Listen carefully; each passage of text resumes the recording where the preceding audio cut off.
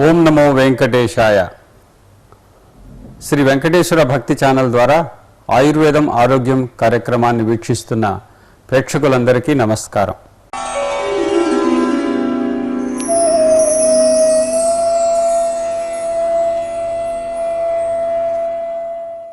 ఈరోజు కార్యక్రమంలో అత్యంత ముఖ్యమైనది ఆయుర్వేద వైద్య విజ్ఞానంలో చాలా ముఖ్యాంశంగా చెప్పబడ్డది అగ్ని. అగ్ని గురించి వైద్యశాస్త్రం అంతా చెప్తూ ఎవరైతే అగ్నిని సక్రమంగా అంటే అగ్ని అని అంటే ఏమి అని అంటే మనం తీసుకున్న పోషక ఆహారాన్ని మన శరీరానికి అనువుగా మలచి మన శరీరానికి ఉపయోగపడేటట్టు చేసే వ్యవస్థ ఏదైతే ఉందో దాన్నే జీర్ణ వ్యవస్థ అని అంటారు. దాన్నే అగ్ని అని కూడా అంటాం.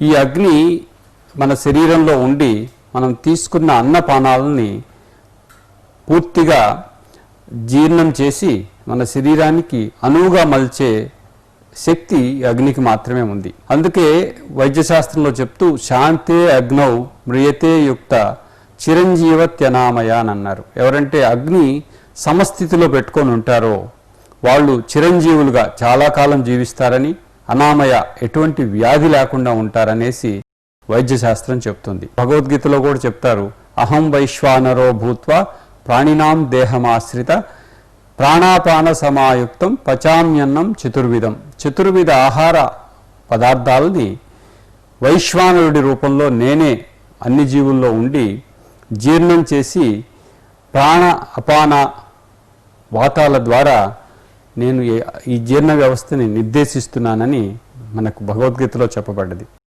అటువంటి ఈ జీర్ణ వ్యవస్థకు సంబంధించిన ఈ అగ్ని గురించి మనం కొన్ని విషయాలు తెలుసుకుందాం. అగ్ని ఎవరైతే సమస్థితిలో ఉంటుందో వాళ్ళల్లో ఆరోగ్యం ఉంటుంది, ఆయుష్ బాగుంటుంది, ప్రభ దూరం నుంచి ప్రకాశించే ఒక వెలుగు శరీరంలో చూడొచ్చు, చర్మం కూడా మంచి వర్ణంలో కలిగి ఉంటుంది, ఉత్సాహంగా ఉంటారు, ఏదైనా పనికి ఉపక్రమించడానికి ప్రయత్నం చేస్తూ ఉంటారు. వాళ్ళ యొక్క మెదడు కూడా చాలా షార్ప్గా ఉంటుందంటే మేధస్సు అనేది కూడా చాలా ఉత్సాహాన్ని కలిగించి ఏదైనా గ్రహించే శక్తిని కూడా కలిగించి ఉంటుందన్నమాట. అటువంటి అగ్ని మనం సమస్థితిలో ఉంటే ఇది ఓజస్సును కూడా కలిగిస్తుంది అని అంటారు. ఓజస్సు అని అంటే మన శరీరంలో ఉన్న సప్త ధాతువులు రసరక్త మాంస మేధో అస్థి మజ్జ శుక్రాలని అంటారు. ఈ సప్త ధాతువులకు అతీతంగా ఒక ఉత్కృష్టమైన ద్రవ్యం ఏదైతే ఉందో దాన్ని ఓజస్సు అని అంటాం. ఆ ఓజస్సును కూడా ఈ అగ్ని కలిగిస్తుందని చెప్తారు. మరి ఇటువంటి అగ్ని ఎన్ని రకాలుగా ఉంటుంది? ముఖ్యంగా ఆరోగ్యవంతుడి గురించి చెప్తూ సమదోష సమాగ్నిశ్య అని అన్నారు. అంటే ఆరోగ్యవంతుడి లక్షణంలో సమాగ్ని అనేది ఒక ఆరోగ్య లక్షణం. ఎవరికైతే సమాగ్ని ఉంటుందో వాళ్ళు ఆరోగ్యంగా ఉంటారు, చాలా ఎక్కువ సంవత్సరాలు కూడా జీవిస్తారు అని. మరి ఆ సమాగ్ని యొక్క లక్షణాలు ఎలా ఉంటాయి, మనం ఎలా గ్రహించవచ్చు? మనకు సమాగ్ని ఉందా లేకపోతే ఏదైనా వికృతమైన అగ్ని ఉందా అనేది చెప్పటానికి. దానికి ముఖ్యంగా సమాగ్ని అనేది మనం తీసుకున్న సరైన సమయంలో తీసుకున్న ఆహారం, సక్రమ మోతాదులో తీసుకున్న ఆహారం, సక్రమంగా జీర్ణం చేసి మన శరీరానికి అనువుగా మలిచే శక్తి ఏదైతే ఉందో దాన్ని సమాగ్ని అని అంటాం. ఇది ఎప్పుడైతే శరీరంలో ఉండే త్రిదోషాలు వాత పిత్త కఫాలు సమస్థితిలో ఉంటాయో అగ్ని కూడా సమస్థితిలో ఉంటుందన్నమాట. ఈ సమాగ్నిని ఎవరైతే మనం పాలిస్తూ ఉంటాం అంటే జాగ్రత్తగా మనం దాన్ని మెయింటైన్ చేసుకుంటూ ఉంటామో వాళ్ళు ఆరోగ్యవంతులుగా ఉంటారన్నమాట. దానికి వికృతంగా ఈ త్రిదోషాలు వాతపిత్త కఫాలు ఎవరికైతే వృద్ధి చెందుతాయో వాళ్ళల్లో 3 రకాల అవస్థలు కూడా మనం చూస్తాం. ఆ అవస్థల్నే విషమాగ్ని, తీష్ణాగ్ని, మందాగ్ని అని కూడా అని అంటాం. విషమాగ్ని అనేది వాతం వృద్ధి చెందటం వలన వచ్చే ఒక వ్యవస్థ. అంటే ఈ జీర్ణ వ్యవస్థలో విషమత్వం ఏర్పడుతుందన్నమాట. అది సక్రమంగా జీర్ణం చేయకుండా ఉంటుంది. అలానే తీష్ణాగ్ని అని అంటే పిత్తం వృద్ధి చెందటం వలన తీష్ణాగ్ని ఏర్పడుతుంది, కఫం వృద్ధి చెందటం వలన మందాగ్ని ఏర్పడుతుంది. ఈ విషమాగ్ని కానీ తీష్ణాగ్ని కానీ మందాగ్ని కానీ అనేక వ్యాధులకు కారణం చేస్తుంది, దోహదమవుతుంది కూడా. అయితే వీటి లక్షణాలు ఎలా ఉంటాయి? మనకు విషమాగ్ని ఉందా, తీష్ణాగ్ని ఉందా, లేకపోతే మందాగ్ని ఉందా? ఇవన్నిటికీ కాకుండా మనం ఆరోగ్యవంతులుగా సమాగ్ని కలిగి ఉన్నామా అనేది తెలుసుకోవాలంటే వాటి లక్షణాలు మనం తెలుసుకోవాల్సి వస్తుంది. ముఖ్యంగా విషమాగ్ని ఉన్న వాళ్ళు ఒక్కొక్కసారి వాళ్ళకి జీర్ణం బాగా అవుతూ ఉంటుంది, ఏది తీసుకున్నా కానీ ఆహారం సక్రమంగా జీర్ణం అవుతుంటుంది. ఒక్కొక్కప్పుడు ఇబ్బందిని కలిగిస్తుంటుంది, ఒక్కొక్కప్పుడు జీర్ణం కాదన్నమాట. తీసుకున్న ఆహారం సక్రమంగా తీసుకున్నా, సరైన మోతాదులో సరైన సమయానికి తీసుకున్నప్పటికీ కూడా జీర్ణం కాదు. వీళ్ళని విషమాగ్ని అని అంటారు. ఈ లక్షణాలు ఉన్న వాళ్ళని విషమాగ్ని అని అంటారు. వీళ్ళకి ఇంకా కడుపు ఉబ్బరంగా ఉండటం, కడుపు బాగా బెలూన్లాగా ఉబ్బినట్టు అనిపించడం, కడుపులో నొప్పి రావటం, తర్వాత విరేచనాలు కావటం, కొంచెం కొంచెంగా మల విసర్జన కావటం, ఇవన్నీ అనేక ఈ లక్షణాలతో కూడి ఉంటుంది విషమాగ్ని. అంటే ఒక్కొక్కప్పుడు ఇబ్బంది కలిగిస్తూ ఉంటుంది జీర్ణ వ్యవస్థలో, ఒక్కొక్కప్పుడు సక్రమంగా జీర్ణం చేస్తూ ఉంటుంది. దీన్ని విషమాగ్ని అని అంటారు. ఇది వాతం వృద్ధి చెందటం వలన అగ్నిలో వచ్చే ఒక వికృత స్థితి అన్నమాట. దీన్ని వెంటనే మనం గుర్తించుకొని దానికి సరైన సక్రమమైన ఆహారాన్ని మనం తీసుకోవటం కానీ, లేకపోతే వైద్యుని పర్యవేక్షణలో ఔషధాలు స్వీకరించడం ద్వారా మనం ఈ విషమాగ్నిని మళ్ళీ సమస్థితికి తీసుకొచ్చుకోవాలన్నమాట. అలా ఎప్పుడైతే తీసుకొస్తామో మనం ఆరోగ్యాన్ని కాపాడుకునే అవకాశం ఉంది. మరి విషమాగ్ని ఉన్నవాళ్ళు ఎటువంటి ఆహారం తీసుకోవాలి అనే దానికి చెప్తూ వైద్యశాస్త్రంలో ముఖ్యంగా స్నిగ్ధాహ అని అంటాడు. అంటే ఆవు నెయ్యితో కూడినవి, నూనెతో సంబంధించిన ఆహారాలు తీసుకోవాలని, తర్వాత పులుపు ఉప్పు ఉండే ఆహారం తీసుకోవటం అనేది మంచిదిగా చెప్తారనమాట. పులుపు ఉప్పుతో కూడిన ఆహారం, ఆవు నెయ్యితో కూడిన ఆహారం తీసుకోవటం ద్వారా ఈ విషమాగ్నిని వెంటనే మామూలు స్థితికి తీసుకురావచ్చు అన్నమాట. ఇది ఔషధం రూపంలో కూడా వైద్యుడి పర్యవేక్షణలో తత్సంబంధిత ఔషధాలు కూడా ఉన్నాయి. ఆ ఔషధాలు తీసుకోవటం ద్వారా కూడా ఈ విషమ స్థితిని మళ్ళీ మామూలు స్థితికి తీసుకురావచ్చు అన్నమాట. రెండోది వచ్చేసి ఈ పిత్త వృద్ధి చెందటం వలన, పిత్తం అనే దోషం వృద్ధి చెందటం వలన తీష్ణాగ్ని అనేది వస్తుంది. తీష్ణాగ్ని అని అంటే మనం మోతాదులో తీసుకున్న ఆహారం కానీ, ఎక్కువ మోతాదులో తీసుకున్న ఆహారం కానీ వెంటనే తక్షణమే జీర్ణమైపోయి వెంటనే మళ్ళీ ఆకలి వేస్తూ ఉంటుందన్నమాట. వాళ్ళకి ఎంత తిన్నా కానీ ఆకలి అనిపిస్తూనే ఉంటుందని అంటారు కొంతమంది. తల్లులు తీసుకొస్తారు వాళ్ళ పిల్లల్ని, వీడు మళ్ళీ ప్రతి గంటకి 2 గంటలకి ఏదో ఒకటి పెట్టమని అడుగుతుంటాడని. అది తీష్ణాగ్ని యొక్క లక్షణం అన్నమాట. వీళ్ళల్లో ఇంకా గొంతు, నోరు, దవడలు, తర్వాత ఈ ఛాతీ భాగము, పైన పొట్ట, ఇవంతా కూడా మండుతూ ఉంటాయి. ఇవన్నీ కూడా ఎండిపోయినట్టు అనిపిస్తూ ఉంటాయి, బాగా వేడిగా ఉన్నట్టుగా కూడా అనిపిస్తాయి అన్నమాట. ఈ లక్షణాలు ఎవరిలో ఉంటాయో వాళ్ళకి తీష్ణాగ్ని కలిగి ఉన్న వాళ్ళని తెలుసుకోవాలి. వీళ్ళకి మరి ఎటువంటి ఆహారం తీసుకుంటే మంచిది అని వైద్యశాస్త్రం చెప్తుంది అని అంటే, ముఖ్యంగా వీళ్ళు తీసుకోవాల్సిన మధుర పదార్థాలు అని అంటారంటే తీపిగా ఉండే ఆహారం, స్నిగ్ధంగా ఆవు నెయ్యితో కూడిన ఆహారం, శీతలంగా ఉండే ఔషధాలు కానీ ఆహార పానీయాలు కానీ తీసుకోవాలన్నమాట. వీళ్ళు తీపి పదార్థాలు, ఆవు నెయ్యితో కూడినవి, శీతలంగా ఉండే పదార్థాలు తీసుకోవటం ద్వారా ఈ తీష్ణమైన అగ్నిని మామూలు స్థితికి తీసుకురావచ్చు అన్నమాట.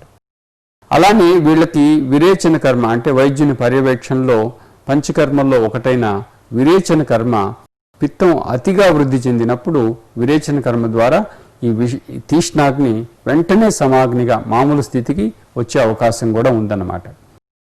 దీన్ని తీష్ణాగ్ని అని అంటాం. మరి మందాగ్ని అనేది మూడవది.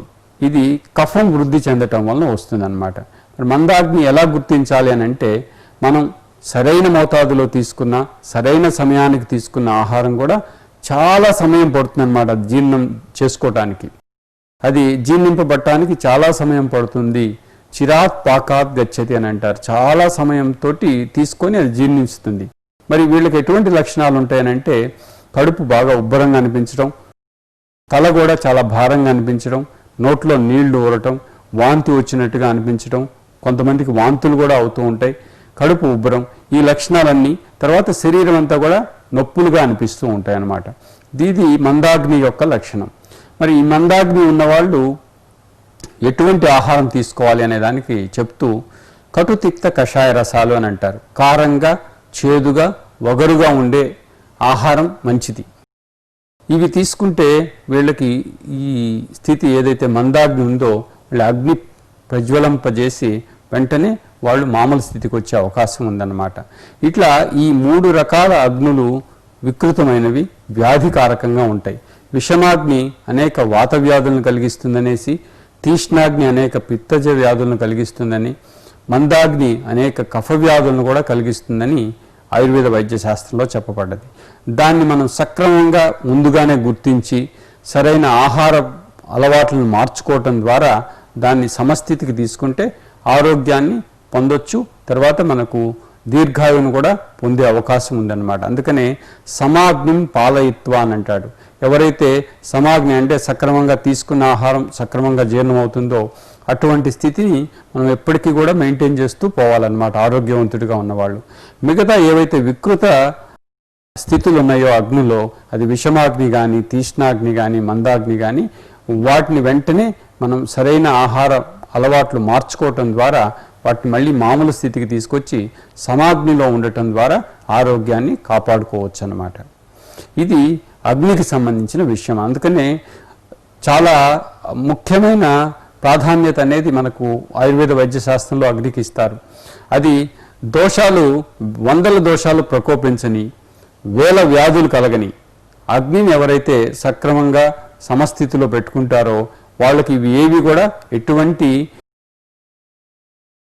వ్యాధి తీవ్రతను కలిగించవు, ఎటువంటి కష్టాలను కూడా వాళ్ళకు కలిగించవు. అందుకంటే అగ్నిని జాగ్రత్తగా సమస్థితిలో పెట్టుకోవడం అనేది చాలా ముఖ్యమైన సూత్రంగా ఆయుర్వేద వైద్య విజ్ఞానం చెప్తుంది.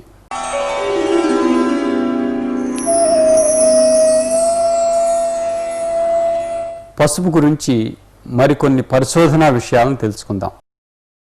గతంలో మనం ఆయుర్వేద వైద్య శాస్త్రంలో చెప్పిన అనేక ఆమయిక ప్రయోగాలు, అంటే పసుపుని ఏ వ్యాధుల్లో వాడుకోవచ్చు అనే విషయాలను తెలుసుకుందాం. ఈరోజు పరిశోధనలో పసుపు ఏ వ్యాధుల్లో నిర్దిష్టంగా పనిచేస్తుంది అనే విషయాన్ని మనం తెలుసుకోవడానికి ప్రయత్నం చేద్దాం. ముఖ్యంగా పసుపులో మూలాంశం, ముఖ్యాంశం అని అంటాం, దాన్ని ఫైటోకెమికల్ కర్కుమిన్ అని అంటారు. ఈ కర్కుమిన్ అనే ఒక రసాయన పదార్థం ఆ పసుపుకు అటువంటి ఔషధ గుణాన్ని కలిగిస్తుందన్నమాట. మరి దీని మీద అనేక పరిశోధనలు కూడా జరిగినాయి. ఇది ముఖ్యంగా మనం గతంలో చెప్పుకున్నట్టు వూండ్ హీలింగ్ ప్రాపర్టీ, అంటే ఎక్కడైనా చాలా రోజుల నుంచి పుండ్లు మానకపోతే ఆ పుండ్లు మానటానికి ఉపయోగపడే దోహదకారిగా ఈ పసుపు పనిచేస్తుందని. తర్వాత యాంటీ ఆక్సిడెంట్ ప్రాపర్టీ అని అంటారు. యాంటీ ఆక్సిడెంట్ ప్రాపర్టీ అని అంటే మన శరీరంలో మనం తీసుకునే ఆహార పదార్థాలు అయితేనేమి, మనం ఆహారంలో తీసుకున్న కొన్ని విషతత్వాల వలన మన శరీరంలో ఫ్రీ రాడికల్స్ అని కొన్ని విషతుల్యమైన రసాయనాలు వెలువరించే అవకాశం ఉందన్నమాట మన శరీరం. అటువంటి ఈ రసాయనాల్ని వెంటనే సమస్థితికి తీసుకొచ్చే వ్యవస్థ ఏదైతే ఉందో దాన్ని యాంటీ ఆక్సిడెంట్స్ అని అంటారు. ఇవి మన శరీరంలో స్వతహాగానే ఉంటాయి, కానీ ఒక్కొక్కప్పుడు మనం తీసుకున్న ఆహార పదార్థాల ద్వారా కూడా అటువంటి యాంటీ ఆక్సిడెంట్ ప్రాపర్టీ ఉండే ఔషధాలు కూడా ఉంటాయన్నమాట. అందులో చాలా ముఖ్యమైనదిగా మనం ఈ పసుపు చెప్పుకోవచ్చు. దీనివల్ల ఏంటంటే మనకు ఈ ఫ్రీ రాడికల్స్ అనే ఈ కెమికల్స్ మన శరీరం మీద, మన రక్తనాళాల మీద, మన వైటల్ ఆర్గాన్స్ అని అంటారు, ముఖ్యమైన అవయవాలు, అది లివర్ కానీ, బ్రెయిన్ కానీ, తర్వాత గుండెకు సంబంధించిన, మెదడుకు సంబంధించిన వ్యాధులు కలగకుండా సంరక్షించే వ్యవస్థ ఏదైతే ఉందో దాన్ని యాంటీ ఆక్సిడెంట్స్ అని అంటారు. అటువంటి గుణం ఈ పసుపుకు ఉందన్నమాట. మూడవది చాలా ముఖ్యమైనదిగా చెప్పుకుంటారు, ఇది క్యాన్సర్కి ప్రొఫిలాక్సిస్గా పనిచేస్తుంది. అంటే క్యాన్సర్ రాకుండా చేస్తుంది, క్యాన్సర్ వచ్చిన తర్వాత కూడా క్యాన్సర్కి వ్యతిరేకంగా కూడా పనిచేస్తుంది అనేది అనేక పరిశోధనలో చెప్పబడ్డది. ముఖ్యంగా దీన్ని ప్రోస్టేట్ క్యాన్సర్ అని అంటారు. పౌరుష గ్రంథి అని ఉంటుంది, ముఖ్యంగా పురుషుల్లోనే ఉంటుంది ఇది. ఈ గ్రంథిలో వచ్చే క్యాన్సర్లో పసుపు వాడటం ద్వారా యాంటీ ఆండ్రోజెనిక్ ప్రాపర్టీ ఉంది. అంటే ఎక్కువ టెస్టోస్టెరాను అనే ఒక హార్మోను ఎవరిలో ఎక్కువ ఉత్పత్తి అవుతూ ఉంటుందో వాళ్ళల్లో ఈ ప్రోస్టేట్ క్యాన్సర్ వచ్చే అవకాశం ఉంది. కాబట్టి దానికి వ్యతిరేకంగా పనిచేసే గుణం ఈ పసుపుకు ఉంది. అందువల్లనే ఆ ప్రోస్టేట్ క్యాన్సర్ని నియంత్రించడానికి, ఆ ప్రోస్టేట్ క్యాన్సర్ సెల్స్ ఏవైతే ఉన్నాయో దాన్ని పూర్తిగా సంహరించడానికి, దీన్నే సైటోటాక్సిక్ ఎఫెక్ట్ అని అంటారు, ఆ కణాలని ఏవైతే వికృతంగా మారిన క్యాన్సర్ కణాలని పూర్తిగా నిర్మూలించే శక్తి ఈ పసుపుకుందన్నమాట. అలానే కాకుండా ఇది హెపాటిక్ క్యాన్సర్లో కూడా, అంటే లివర్కి సంబంధించిన క్యాన్సర్లో కానీ మిగతా అనేక రకాల క్యాన్సర్స్లో కూడా ఇది చాలా ఉపయోగకరమైన ఔషధంగా అనేక పరిశోధనలో చెప్పబడ్డది. ఇంకా నాలుగోది అతి ముఖ్యమైనది ఏంటంటే యాంటీ ఇన్ఫ్లమేటరీ ప్రాపర్టీ అని అంటారు. అంటే యాంటీ ఇన్ఫ్లమేటరీ ప్రాపర్టీ అని అంటే ఎక్కడైనా ఇన్ఫెక్షన్స్ వచ్చినప్పుడు మన యొక్క వ్యాధి నిరోధక శక్తి వాటిని అరికట్టడానికి ఒక వార్ లాగా, ఒక యుద్ధం లాగా ప్రకటిస్తుంది. దాన్నే ఇన్ఫ్లమేషన్ అని అంటాం. దీన్ని నియంత్రించకపోతే దానికి సంబంధించిన వాపు కానీ ఆ ప్రాంతం అంతా కూడా వేడిగా మారటం, ఎర్రగా మారటం, నొప్పిని కలిగించటం, ఇటువంటి ఇన్ఫ్లమేటరీ సైన్స్ తోటి ఉంటాయన్నమాట. మనం తరచూ చూస్తుంటాం, అది కీళ్లలో రావచ్చు, మిగతా ఏ ప్రాంతాల్లో కూడా రావచ్చు అన్నమాట. ఈ యాంటీ ఇన్ఫ్లమేటరీ ఎఫెక్ట్ వలన ఇది అనేక రకాల కీళ్ల జబ్బులు, ముఖ్యంగా కీళ్లవాతం అని అంటారు, రుమటాయిడ్ ఆర్థరైటిస్ కానీ పాలి ఆర్థరైటిస్ అనే కండిషన్స్లో ఈ కీళ్లవాతంలో ఈ పసుపు నిత్యం సేవించడం ద్వారా కూడా ఈ యాంటీ ఇన్ఫ్లమేటరీ ఎఫెక్ట్ వాళ్ళలో చూడొచ్చు. ముఖ్యంగా కొంతమందిలో వృద్ధుల్లో కానీ ఒక 60 సంవత్సరాలు దాటిన వాళ్ళలో మోకాళ్ళ నొప్పులు మనం చూస్తూ ఉంటాం. అది మోకాళ్ళలో ఒక మెత్తటి గుజ్జు పదార్థం, అంటే కార్టిలేజ్ అని అంటారు, ఎముకకు మధ్య ఉండే ఆ మెత్తటి ఎముక అరిగిపోవటం వలన అక్కడ ఇన్ఫ్లమేటరీ లక్షణాలు వచ్చే అవకాశం ఉంటాయి. వాటిని నివారించడం ద్వారా మోకాళ్ళలో వచ్చే నొప్పి కూడా మనకు ఈ పసుపు వాడటం ద్వారా తగ్గించుకోవచ్చు అన్నమాట. ఇంకా అతి ముఖ్యమైనది ఏంటంటే wound healing property. Wound healing property అంటే పుండ్లని మాన్పించే శక్తి దీనికి చాలా ప్రధానంగా ఉంది అని వైద్యశాస్త్రం, ముఖ్యంగా అనేక పరిశోధనలో కూడా చెప్పబడ్డది. ఇది ఎలా వూండ్ హీలింగ్ చేస్తుంది అనే దానికి చూస్తే అక్కడ ఆ ఏరియా అంతా కూడా తొందరగా మానటానికి ఏదైతే కణాలు కావాలో ఆ కణాలని అక్కడ పుట్టించటమే కాకుండా అక్కడ రక్తం సరఫరా బాగా పెంచి ఆ పుండుని పూర్తిగా మానేటట్టు కూడా చేస్తుందన్నమాట. అందుకనే దీని ముఖ్యంగా మనకు అమెరికాలో మిసిసిపి యూనివర్సిటీ అనుబంధంగా ఉండే ఒక పరిశోధనా సంస్థ వాళ్ళు దీన్ని యుఎస్ పేటెంట్ రైట్స్ తీసుకున్నారన్నమాట. పసుపు వూండ్ హీలింగ్ ప్రాపర్టీ ఉంది కాబట్టి మాకు యుఎస్ పేటెంట్ రైట్స్ వాళ్ళు అప్లై చేస్తే అమెరికా వాళ్ళు పేటెంట్ రైట్స్ ఇవ్వడం జరిగింది అన్నమాట. ఇది 1995లో జరిగింది. అయితే దీనికి వ్యతిరేకంగా మనకు అసలు కొన్ని శతాబ్దాలుగా, కొన్ని వేల సంవత్సరాలుగా పసుపుని మనం పుండ్లు మానడానికి వాడుతూ ఉన్నాం. మన ట్రెడిషనల్ నాలెడ్జ్లో అదంతా కూడా ఉంది. దాన్ని గుర్తించి centre of scientific and industrial research అని అంటారు, సిఎస్ఐఆర్ అని అంటారు. ఇది భారతీయ ప్రభుత్వ సంస్థ, న్యూఢిల్లీలో ఉంది. వీళ్ళు న్యాయ పోరాటం చేసి కొన్ని కోట్ల రూపాయలు వెచ్చించి న్యాయ పోరాటం చేసి వాళ్ళ యొక్క యుఎస్ పేటెంట్ రైట్స్ ఎవరికైతే ఆ పరిశోధన అమెరికా శాస్త్రవేత్తలకు వచ్చిందో దాన్ని పూర్తిగా మళ్ళీ విత్డ్రా చేసేటట్టుగా ఈ సిఎస్ఐఆర్ పోరాటం చేసిందనమాట. మళ్ళీ 96-97లో వాళ్ళ యొక్క యుఎస్ పేటెంట్ రైట్స్ని విత్డ్రా చేయడం జరిగిందనమాట. ఈ విధంగా అనేక రకాలుగా, అంటే మనకు ట్రెడిషనల్ నాలెడ్జ్లో ఉన్న విషయాల్ని ఈ మధ్య పరిశోధనలో చాలామంది గుర్తించి వాటిని పేటెంట్ రైట్స్ తీసుకోవడం ద్వారా మనం ఎంతో పోగొట్టుకుంటున్నామని గుర్తించి సిఎస్ఐఆర్ అనే ఈ సంస్థ, council of scientific and industrial research అని అంటారు, ఈ సంస్థ మన ట్రెడిషనల్ నాలెడ్జ్ ఏదైతే ఉందో, మన భారతీయ సాంప్రదాయ వైద్యం ఏదైతే ఉందో దాన్ని పూర్తిగా డిజిటలైజేషన్ చేసిందనమాట. కంప్యూటరీకరణ చేసి దాన్ని 5 రకాల భాషల్లో ప్రపంచంలో ఎవరైనా కానీ దాన్ని యాక్సెస్ చేసేటట్టుగా చేసిందనమాట. దీన్నే ట్రెడిషనల్ నాలెడ్జ్ డిజిటల్ లైబ్రరీ అని అంటారు, టీకేడిఎల్ అని అంటారు. ఈ ప్రాజెక్ట్ ద్వారా ముఖ్యంగా అది ఇంగ్లీష్లో, స్పానిష్లో, తర్వాత జపనీస్ లాంగ్వేజ్లో, జర్మనీ, ఫ్రాన్స్ ఈ భాషల్లో ఈ మన యొక్క జ్ఞానాన్ని ఏదైతే ఉందో ట్రెడిషనల్ నాలెడ్జ్ని తర్జుమా చేసి వాళ్ళందరికీ కూడా అందించిందనమాట.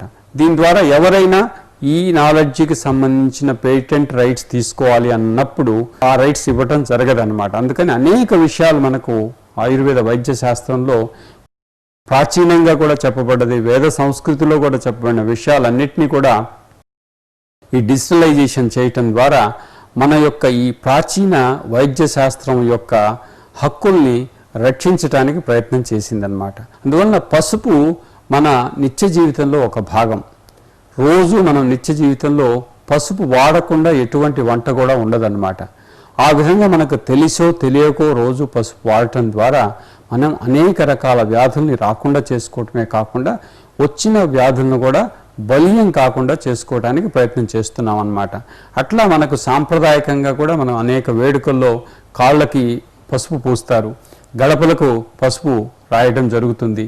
అనేక పండగల్లో పర్వదినాల్లో కూడా పసుపుని ముఖ్యంగా వాడతాం.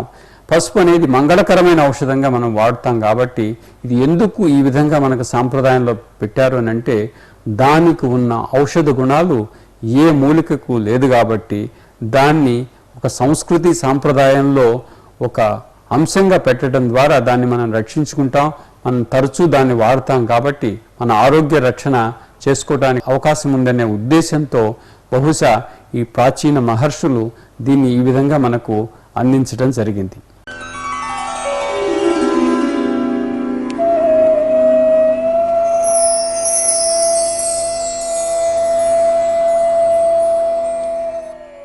ఈరోజు ఆరోగ్య సూత్రం వేగ సంధారణం అనారోగ్యకరాణం అని అంటారు. అంటే మనకు మన శరీరంలో కొన్ని వేగాలు ఉంటాయి అన్నమాట. అంటే న్యాచురల్ అడ్జెస్ అని అంటారు. అవి 13 రకాల వేగాలుగా మనకు ఆయుర్వేద వైద్య శాస్త్రం చెప్తుంది. వీటిని ఎట్టి పరిస్థితుల్లో కూడా అణుచుకోకూడదు, అణుచుకుంటే అనేక వ్యాధులకి కారణభూతమవుతాయి అని చెప్పారు. ఈ 13 రకాల వేగాలు ఏమిటి అని అంటే వాతం అంటే అపానవాతం, విట్ అని అంటే మల విసర్జన, మూత్రం అని అంటే మూత్ర విసర్జన, క్షవ అంటే తుమ్ము, త్రిట్ అని అంటే దప్పిక, క్షుధ అని అంటే ఆకలి, అలానే జృంభ అంటే ఆవలింతలు, ఇంకా మనకు నిద్ర, శ్రమశ్వాస అంటే ఎక్కడ శ్రమ పడ్డప్పుడు కొంచెం ఆయాసం వస్తుంటుంది దాన్ని జృంభ, అశ్రు చెర్ది రేతసాం అని అంటారు. అశ్రు అని అంటే కళ్ళనీళ్ళు, చెర్ది అని అంటే వాంతి, రేతసాం అంటే శుక్ర ప్రవర్తనం. ఈ 13 రకాల వేగాలను కూడా ఎట్టి పరిస్థితుల్లో మనం అణుచుకోకూడదు. వీటిని అణుచుకోవటం ద్వారా అనేక అనారోగ్య సమస్యలు భవిష్యత్తులో వచ్చే అవకాశం ఉంది కాబట్టి ఆరోగ్య సూత్రంగా వైద్యశాస్త్రం ఏం చెప్తుందంటే వేగ సంధారణం అనారోగ్యకరాణం అని అంటుంది. ఎందుకు మరి ఈ వేగాలు అనేవి అని అంటే మనకు శరీరంలో ఆటోనమిక్ నర్వస్ సిస్టమ్ అని ఉంటుంది. అది స్వతంత్ర ప్రతిపత్తి కలిగిన ఒక నాడీ వ్యవస్థ. అందులో సింపాథెటిక్, పారాసింపాథెటిక్ సిస్టమ్స్ అని ఉంటాయన్నమాట.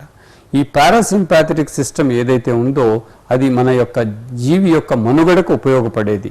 ఈ వేగాలన్నీ కూడా ఈ పారాసింపాథెటిక్ సిస్టమ్ ద్వారా నిర్వహించబడుతూ ఉంటాయి. దానికి వ్యతిరేకంగా పనిచేసేది సింపాథెటిక్ సిస్టమ్ అన్నమాట.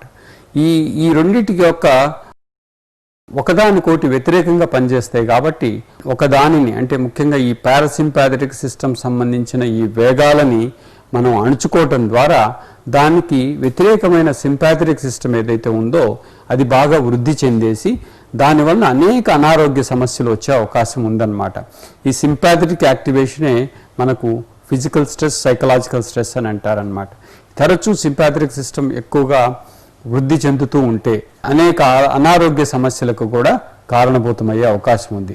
అందువలన మనం ఎట్టి పరిస్థితుల్లో కూడా ఈ వేగాలు ఏవైతే చెప్పబడ్డాయో ఈ వేగాల్ని ఎట్టి పరిస్థితుల్లో అణుచుకోకూడదు, వాటిని ప్రవర్తింప చేయాలి, తదనుగుణంగా ప్రవర్తింప చేయాలి. అది ఆరోగ్యానికి మూల సూత్రంగా ఆయుర్వేద వైద్య శాస్త్రంలో చెప్పబడ్డది. మనం ఈ కార్యక్రమంలో తెలుసుకున్న విషయాలని మన నిత్య జీవితంలో ఆచరించడానికి ప్రయత్నం చేద్దాం. ఆరోగ్యంగా ఉందాం. సర్వే జనా సుఖినో భవంతు, సర్వే సంతు నిరామయ.